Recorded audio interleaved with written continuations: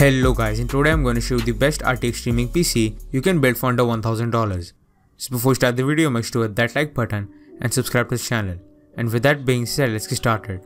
So the new RTX GPUs were released quite recently and they seem to offer some really great performance, which is not only great for gaming at 1080p and above resolutions, but is also really great for streaming.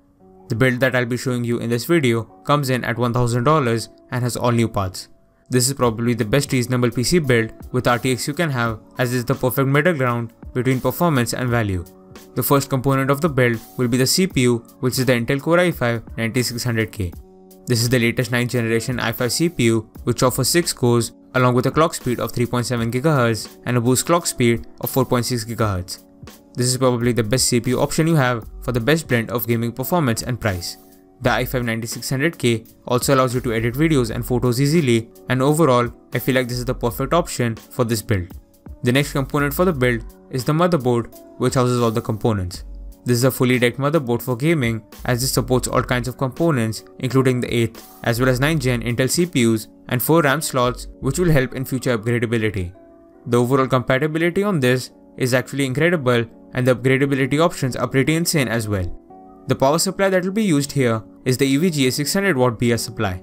EVGA is known for making some of the best and most reliable power supplies, and every single one of the bronze rated supply is great and reliable.